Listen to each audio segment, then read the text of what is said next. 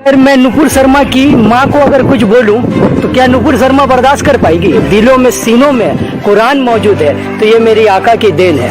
तो उनके बारे में हम लोग गुस्ताखे रसूल को क्या माफ करेंगे? जब भी अगर कोई भी मुंह से कुछ निकालता है तो वो बेशक मुसलमानों के खिलाफ में जहर निकालता है। ये होता है माइंड डाइवर्ट करने वाला काम कि हमने कह दिया कि यहाँ पर मंदिर है तो मंदिर है। मैं अजगर आज जाकर बंगाल में किसी बीजेपी के दफ्तर में ढुक के बैठ गया और वहाँ 10 सोशल मीडिया को बुला लिया, बोला मैंने देखा सपना में कि यहाँ पर भी मंदिर है।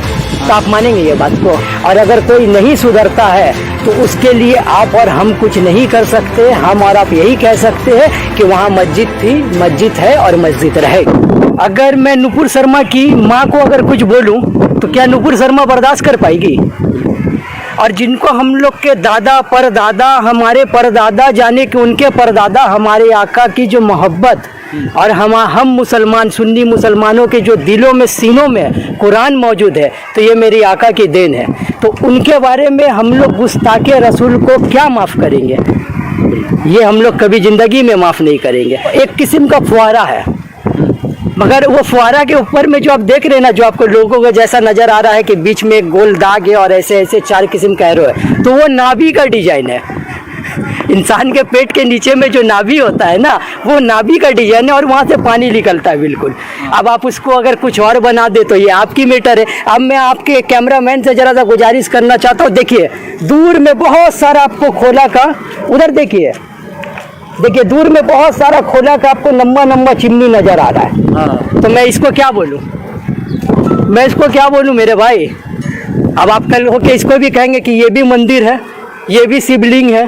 देखिए वो मुसलमानों की मस्जिद थी, वो अल्लाह की मस्जिद है और वो हमेशा वहाँ रहेगी। देखिए हिंदुस्तान में इंसाफ अगर बचा रहता तो क्या कभी ऐसा होता? पहले ये बताइए आप एक चीज़ को गौर नहीं कर रहे हैं कि जब भी अगर कोई भी मुंह से कुछ निकालता है तो वो बेशक मुसलमानों के खिलाफ में जहर निकालता है। तो ये तो पहले तो ऐसा नहीं था, ये अब क्यों हो रहा है?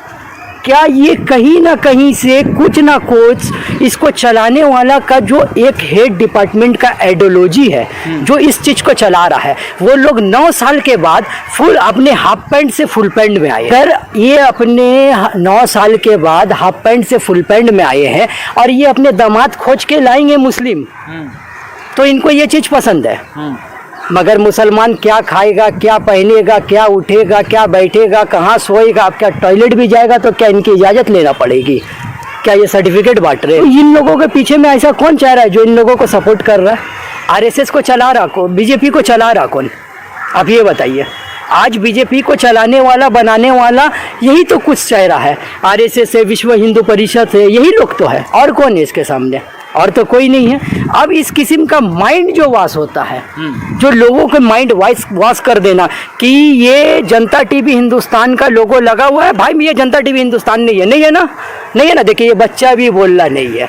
तो ये होता है माइंड डाइवर्ट करने वाला काम कि हमने कह दिया कि यहाँ पर मंदिर है तो मंदिर है।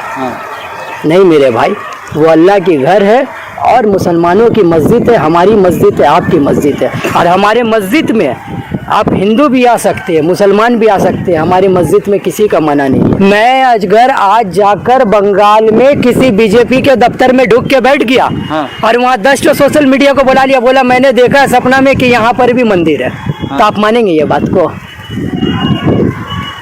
तो आप तो नहीं मानेंगे। तो मेरे भाई, मैंने यही आपको कहना चाह रहा हूँ कि इसमें आरएसएस का एक बहुत बड़ा शाखा है जो लोगों की माइंड डाइवर्ट करने का काम कर रहा है। लोग कोरोना में परेशान, लोग लॉकडाउन में नौकरी नहीं है, पेट में खाना नहीं है, और हमको पड़ा हुआ है कि हम हिंदू मुसलमान करें। तो इस किस्म का काम कौन करता है मेरे भाई? कौन करता है? नहीं मेरे भाई, इस किस्म का काम वही करता है जो छोटे ख्याल के लोग होते हैं, जो लोग को उस टाइम में कुछ खाने। मैं तो आपको कहा ना, अभी कहा तो कि इनके पीछे सबसे बड़ा हाथ आरएसएस का है। हमारे आबा अजदा का पहचान है। कल होकर इंडिया गेट में जो 65.9% मुसलमानों का नाम है शहीद में, आप उनको भी हटा देंगे? उनको हटा के आप अपना नाम ला के दिखा सकते हैं?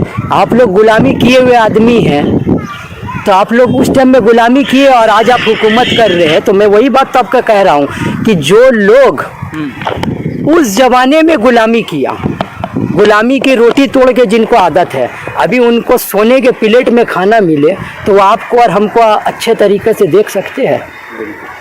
नहीं देख सकते। तो इसको देखना, और मैं एक ही बात कहना चाहता हूँ कि हिंदुस्तान के लोग अपने दिल और दिमागों को साफ करके, और जो भी हिंदू धर्म गुरु हम लोगों के साथ में है, हम लोग भी इंशाअल्लाह उनके संग कंधे से कंधा मिला के चलेंगे, और जो इनके अगेंस्ट में है उनको सुधारने के लिए एक अमन का पैगाम दिया जाए।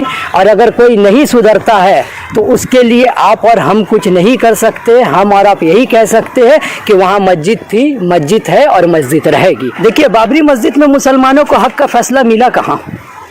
आप बताइए कि हक का फैसला मिला? सुप्रीम कोर्ट का फैसला, सुप्रीम कोर्ट का फैसला सही था या गलत था, हम लोग सुप्रीम कोर्ट के ऊपर में बात नहीं कर सकते, मगर सुप्रीम कोर्ट का जो फैसला था मुसलमानों के हक पे नहीं था। अगर मुसलमानों के हक पे होता तो ना ही वहाँ बाबरी मस्जिद बनता और ना ही वहाँ पर ही मंदिर बनता, वहाँ पर ही एक हॉस्पिटल या गरीब बच्चों के लिए स्कूल बनता। जिस जगह में अल्लाह का घर है और जिस जगह में हम लोग सजदा करते हैं, तो वो जगह हम लोग आपको कैसे दे दें? अब कोर्ट का फैसला है। अब देखना ये है कि कोर्ट बाबरी मस्जिद में जैसे मुसलमानों के हक में फैसला नहीं सुनाया, क्या अब यहाँ भी कुछ ऐसा हो? मुझको तो लगता है जो भी होगा बहुत अच्छा ही होगा। भागवत और नड्डा जी ने कहा है कि कोर्ट का जो फैसला होगा दोनों को मानना होगा, तो आप उसको नहीं मानेंगे क्या?